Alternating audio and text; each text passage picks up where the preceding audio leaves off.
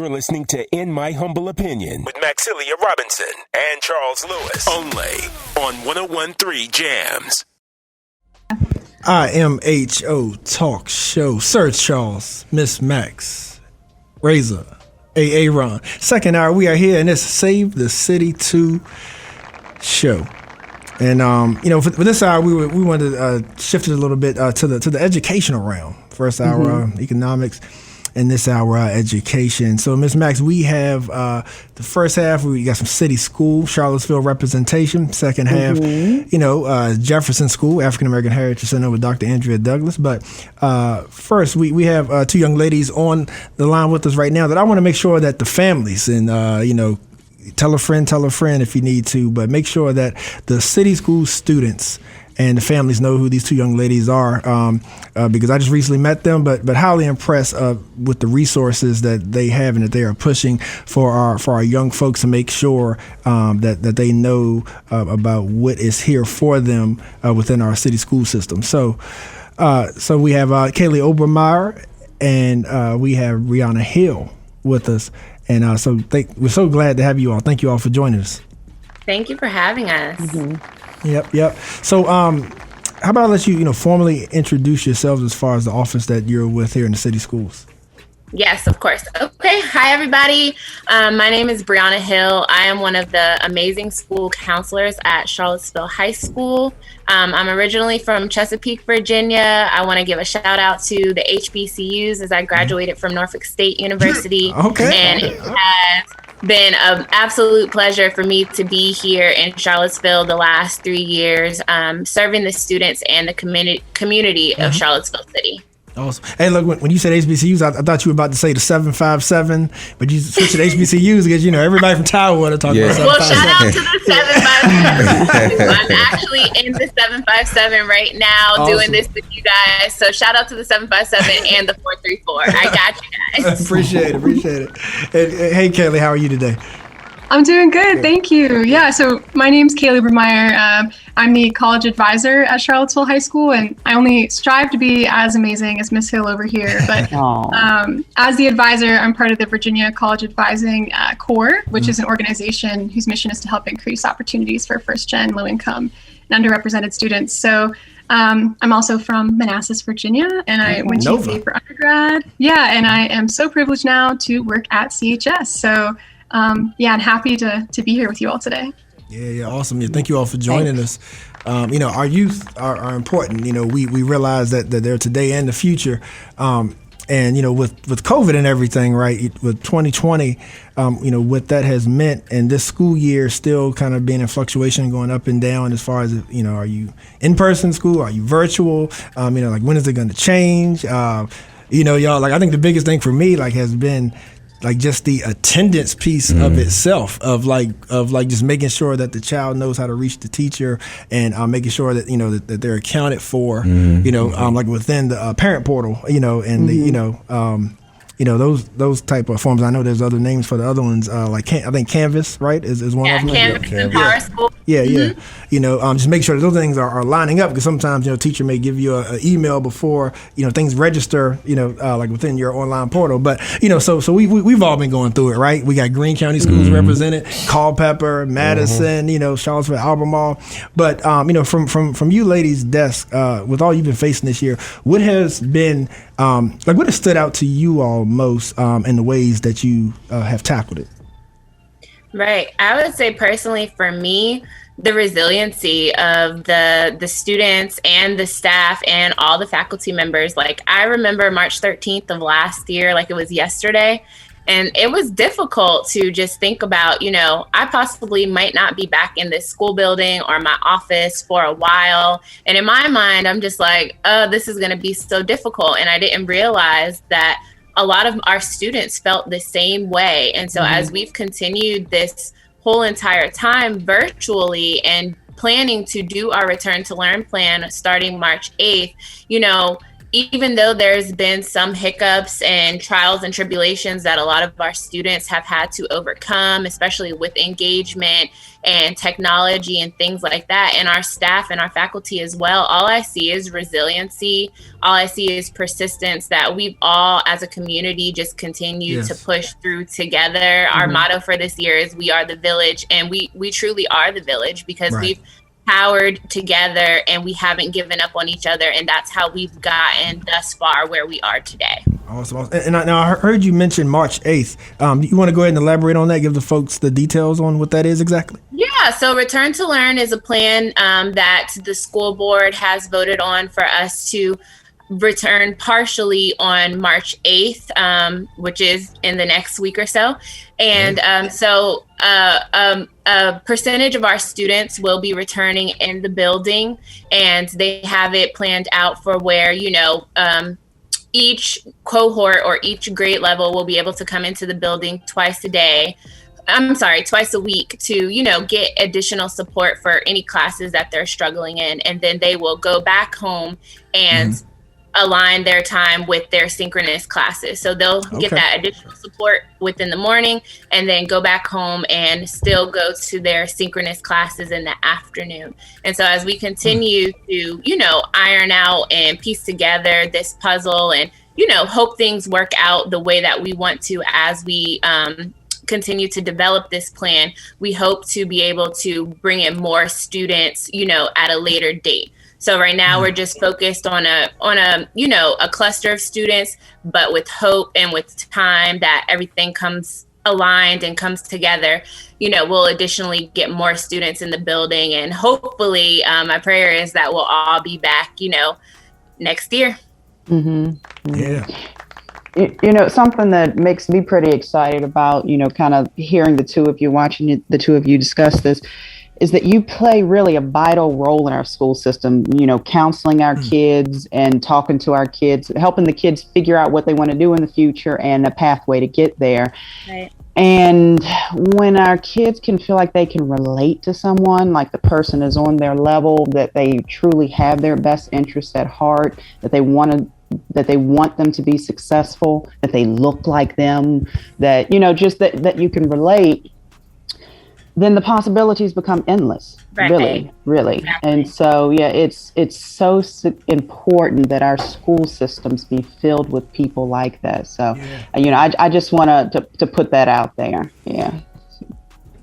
Yeah. And I think what's also important too is just everything that's happened with the pandemic.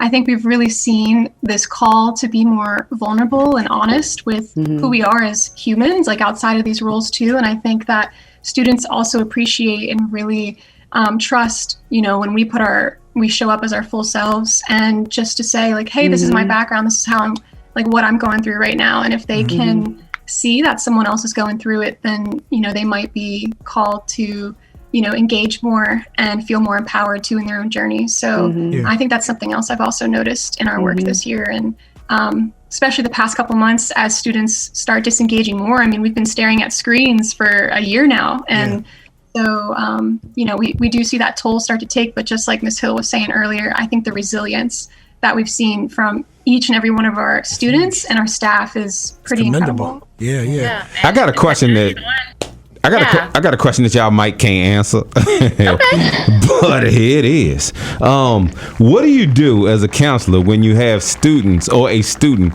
that has no business going to college? Like you have somebody like it's gonna be hard enough getting him out of high school or her out of high school, and how do you direct that person to still try to find their niche in life? Right. So I think Miss Kalea and I could both tackle that question. So thank you for that challenge. We appreciate it. I would say pretty much starting with where Miss Kalea left off, in my role as a school counselor, it all starts with that genuine and authentic rapport. And as Miss Kalea said, throughout virtual school, there's no more genuine and authentic we can get. I'm like, sometimes seeing, the kids laying in the bed, and that's perfectly fine. And, we're there in the here and now, kind of matching each other's energies and just establishing that relationship. So when it comes to that, that's our basis, that's our key. And as we continue to develop, our relationship and figure out the path that our students want to go on, then that's how we can continue making progress and talk about their transition after high school. We talk about, not just college and a four-year university, but we have discussion about the military, the workforce, going into a trade school, participating in K-Tech, especially as right now school counselors are doing their academic advising, which is us picking, classes with each individual student. So we all have at least almost 250 students per counselor on our caseload, and we meet with every single one of them to talk about the classes that they want to, take in the following school year. So that's a great opportunity for us to kind of know and talk about what direction our students want to go in. So yes, college is something we talk about, but we talk about everything else in addition to, and we hear our students. It's not just us throwing our opinions or our advice onto the students. We want to know what they want to do in their future. And that all ties back to that basis of having that genuine and authentic relationship, because it's necessary. And then we go from there, we build them up, we support them, let them know they're supported not only by their school counselor, but every faculty in the building, every community member. We're going to help them reach their goals. We're going to allow them to, mess up, but help them clean that up. And at the end of the day, our students are going to be successful, period.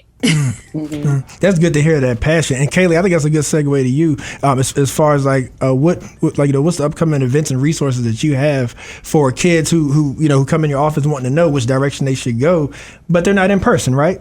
So what are the resources that you have available? It is March, and so college applications due. What you gonna do, right? Yeah, it is that time. And I just want to echo real quick and say that even though my position explicitly is the role of college advisor, I think it's more accurate to call me a post-grad advisor for everything that Ms. Hill was just saying. So, we do have workshops that kind of talk about, military workforce. We do resume cover letter workshops, anything to kind of get you on the right track for next year. And we have a couple more coming up in March and April. But I think that's a beautiful segue to this event that I'm going to be hosting at the end of March. And it's called College Night. It'll be March 23rd from 5 to 8 p.m. And we've held this night every single year at CHS, but this year it's going to look a little bit different. Typically, it's supposed to just encourage students to go to college, increase that college going rate, and also let you know about other post-grad options. But I think this year, one of the big questions I've been getting from students is why college? Why college during COVID? Why now? Because you see across the board, universities are keeping their tuition rates and even increasing them when most schools are still virtual. And so they're like, why am I even paying this crazy price when I'm not getting the education I was before? So, so this night I'm planning on having just panels of current college students and students who graduated during COVID. And we're just going to have an honest, open conversation about what students are going through right now, if college is the right choice for you, and what it looks like to maybe push it off for a year or two, or if there might be better options. So I think that's something that I'm really looking forward to, and students can sign up for this, and families as well. It's open to all families and students in the community, but especially 9th through 11th graders, since they're the ones thinking about what their next steps are. And they can sign up on the CHS counseling website, or they can call or text me at 434-207-8537. But I did want to say and kind of note that a lot of students generally, when they come from more affluent backgrounds, they're like, oh, I'm going to take a gap year because, I've got the time and money to do it. But a lot of other students, and especially students from low income backgrounds and our first generation to go to college, they have to take a gap year because they're forced to do so, because they have to help their families, because again, they're juggling, why do I even go to college right now when it's not worth it? And so I think this college night is going to be a really great opportunity to kind of air all of those, things that's on your mind that you're thinking about, and to just have a conversation about it. So anyway, that's just a note that I think is really important to address that not many of us talk about. Life would have been different for me if I had counselors like y'all. Yeah. You know, my counselors needed intervention. You would have still been in detention. I was still going, but at least I knew somebody cared. Yeah, you know what I'm saying? I had a question for you guys. Just, I feel like that, you know, there's at least a perception that the decisions you make in 11th and 12th grade can like literally like define the rest of your life. And it's at a time when you're not even really aware of them at some level. Right. Unless somebody really helps you understand what that means. But if you're from, like Kalea mentioned, a certain, you know, background or set of sort of privileged institutions, you know, there's this belief in the conveyor belt. You know, you get on and something good is going to happen, right? Mm-hmm. But I feel like with the pandemic and the economy changing and life changing and colleges changing and the conversation about race and equity in the high schools coming directly to the surface with people like you probably on a daily basis, how are 11th and 12th graders thinking about college? And what are they thinking about in terms of what do they trust to make a better life or a pathway forward?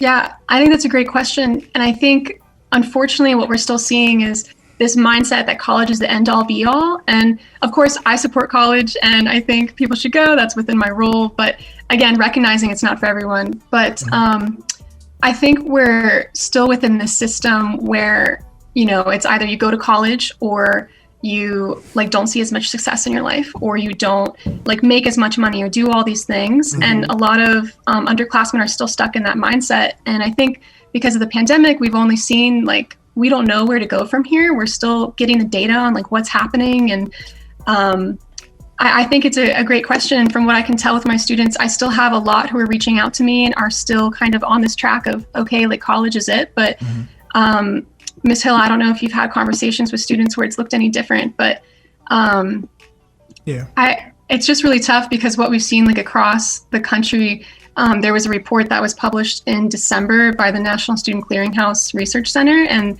they were saying that college applications last year were down 22% across the board. And for students from lower income backgrounds, they were down 33%. So you can just see how there's this trend happening right now where, you know, maybe college just isn't on everyone's minds. And so I think my job this year, since I'm new to the role, is to figure out what next steps students are thinking about and to help meet them where they're at. So, you know, I don't have a clear, direct answer for you, but I can only go off what we're seeing nationally. So, no, that's good. And you guys are, you guys have laid out how you, can help our children, right? But let me ask you, how can we help? How can we help? How can the listener help? Like, what do you see that we still need in the community to help prepare our kids?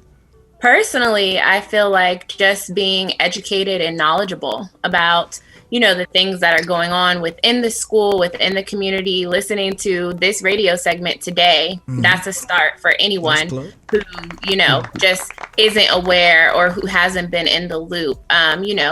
Checking out our school board meetings when we do have them, reaching out to your student's school counselor to be in the loop and to ask questions. I know, when we're doing academic advising, I ask my parents to come and talk with us and have a family conversation about what next steps might be, especially for my students who are going to be seniors next year. And we're starting to have conversations about transitioning to life after high school or college or whatever that may be, and definitely having conversations with Miss Kalea and figuring out what next steps may be as well. So it's all about being involved. And I know we'll probably touch about mental health and the pandemic and stuff shortly. I think that's a big part of it as well. Utilizing community resources when it comes to mental health, breaking that stigma of mental health, and just becoming, like I said, again, educated and knowledgeable about the things that is going on, not only in the school and the community, but in your students' life. Yeah, and I think we have one more question for you from Aaron. Yeah, I want to ask you guys, appreciate your time today. With COVID and everything, I know we're talking about the students, but for you guys working in education, this fascinated me. Have you guys seen a shift in the attitudes of educators and from teachers to administration? Because I think what COVID exposed a lot, in my opinion, is that a lot of the ways that we were looking at how children learn, what's successful, is not working. at all. And I can even give my son, my youngest son is a teenager in Culpeper County High School. In school, he struggled, but when he got that dose of a little bit of independence, he's A's and B's just like that. And so how have you guys, or what have you guys seen, any shift in attitudes from educators? Like, man, some of the things that we were thinking were successful before, we need to rethink these because we're seeing so many different success stories from other students. Right. Yeah. I think it's definitely all about perspective, and, what works best for that specific teacher and their classroom and their group of students. Of course, there have been, shifts all over from educators. Some educators, truly love that we're virtual, and then some just really want to be in the classroom in the presence of their students. So I think it really depends on the individual, but I know wholeheartedly that our staff in Charlottesville City Schools have been giving it their all, 100%, making it work the best of their ability. And so, we want to continue to encourage our students to engage with their teachers and our teachers to engage with our students and vice versa. So I think it definitely all depends on the individual. Yes, there has been a shift, but even though there's been a shift, we don't believe in giving up. And again, we're that village that keeps pushing, and that's what we're going to continue to do, either virtual, hybrid, or face-to-face. Right. Charles, I got one more thing. Since you said about the village, okay. Y'all are still educators in your counselors. Yes. Race is a big part of America right now. The re-education, especially where we live, about teaching black people that not everybody had chains on them and was a slave or is beneath somebody else. Does that play over to the mind psyche of the children at this point, because they're not in school interacting with friends and fostering those relationships where they may understand my dad might not like black people, but they're not everything that he says, and they're virtual, so they're at home around those surroundings that black and white might not be the most beneficial to the growth of the child. How do y'all combat that? Especially if you have a child that doesn't look like you, telling you how they feel about a situation. I personally haven't had a personal experience with any of my students feeling that way, or, having issues or discussion about race in my practices of this year. But I think that Charlottesville City Schools has done a very good job in addressing some of the issues that we have about race and tackling equity and things like that. I know last year, as we transitioned into virtual school, and then over the summer, as we have had, the injustices of Breonna Taylor and George Floyd, and things like that, Charlottesville City Division has released statements. We've had open discussion, as staff and faculty and professional developments. We've had conversations with teachers and preparing them to have conversations with students and what that might look like and things like that. So we're definitely not hiding behind, the green screen or anything that way. We are definitely addressing these issues, these injustices, and, trying to find more ways to incorporate equity in that whole entire discussion into our division. And we also want to continue to encourage parents to take part in our PTO. We're looking for more diversity and, having more conversation about equity within the PTO and doing things like that. So our PTO meets every second Tuesday from 5:30 to 6:30. So I want to encourage, anybody to get involved. Please contact Ms. Terrell and contact the PTO president for more information, and just continuing to, have open and honest conversation. I don't know if Ms. Kalea wants to add anything to that, though.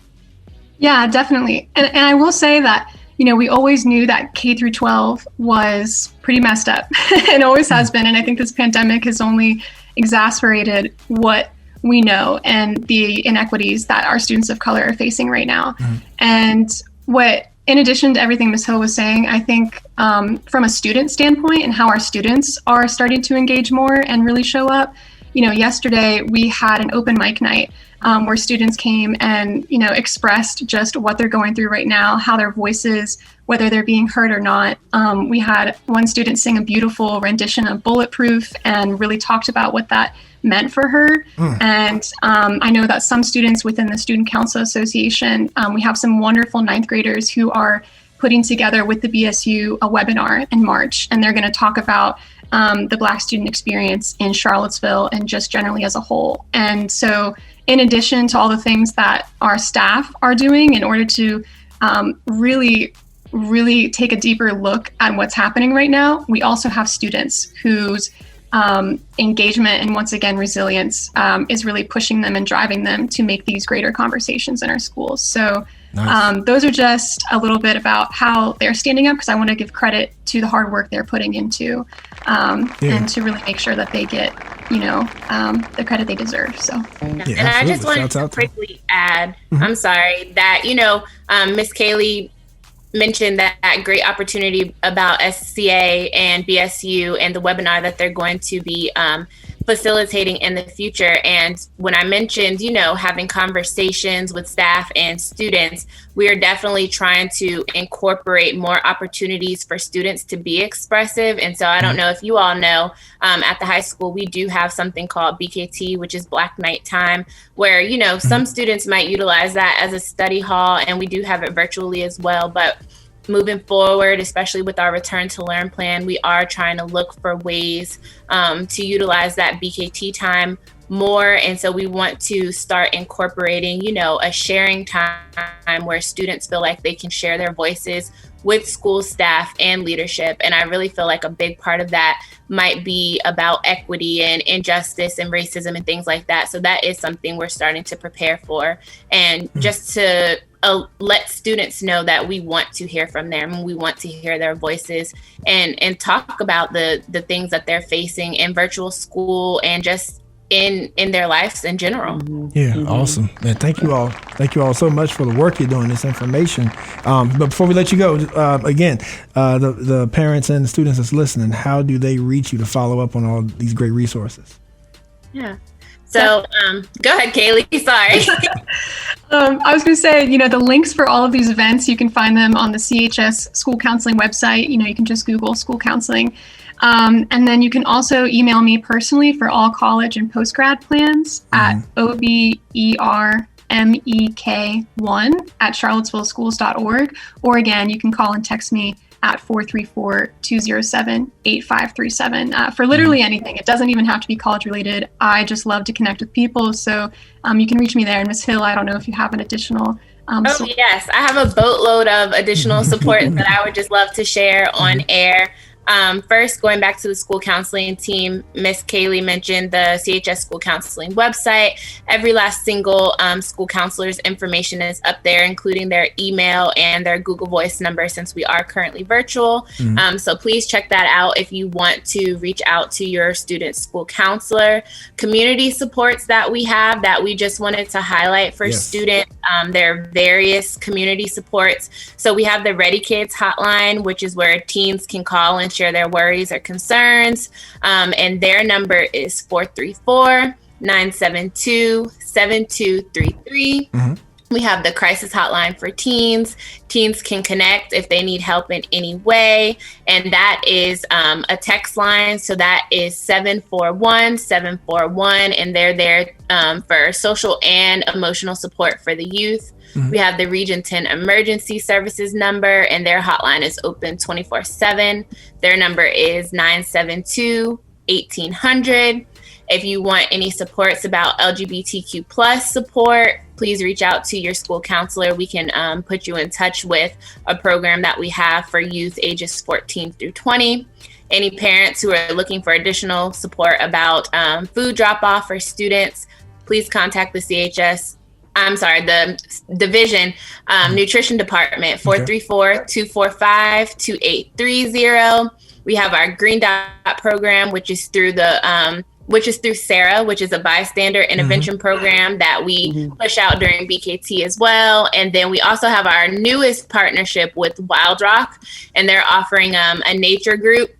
And then they're also going to be offering a paid research internship. So that's phenomenal. Nice. And that's in partnership with the UVA Equity Center. And so for more information on that, please reach out to the CHS Counseling Department Chair, Ms. Terrell. And then another really big opportunity that we have happening, which is truly exciting, is our Teachers for Tomorrow partnership with Virginia State University. I didn't know if you wanted to touch on that after I finish, but Teachers for Tomorrow program is partnering with CHS and Virginia State University for rising juniors, and this opportunity is for any student who is interested in going into the educational fields, and then those students will receive college credit for their courses for a 2-year period and attend Virginia State University free of tuition, room, and board. That's right. So this is something we definitely want to push out and make sure our students know, and if they want more information on that as well, please reach out to a school counselor or to Miss Kaylee. Man, now see what I mean? Man, give her a hand clap. See what I mean? Mark some more questions for you guys, because you can throw them our way, I promise. Y'all see what I mean? No, but that was great info. So there is no reason why folks say that there's nothing that the school is offering our children, or that they nobody to talk to, because Kaylee says she wants to meet people, and then Brianna just gave you just a laundry list of opportunities and resources. They put some other schools to shame. Hey, I can tell you that. Shouts out for you. Shouts out to you, yeah, man. So, but thank you, ladies, for joining us. Definitely got to have you back, and you know that you now are welcome here anytime, or anytime you want to tag us to get the word out. Please let us know. Thank you so much. Thank you so much for having us. We truly enjoyed our time, and thank you for everything you're doing for our community. Appreciate it. Appreciate you. Yeah. So, Thank keep you. up the great work. Till next time. All right. Thank you. Bye. Bye-bye. All right, IMHO family, stay tuned. We're going to be right back with more show. Don't want to miss it. Dr. Andrea Douglas, Jefferson School African American Heritage Center.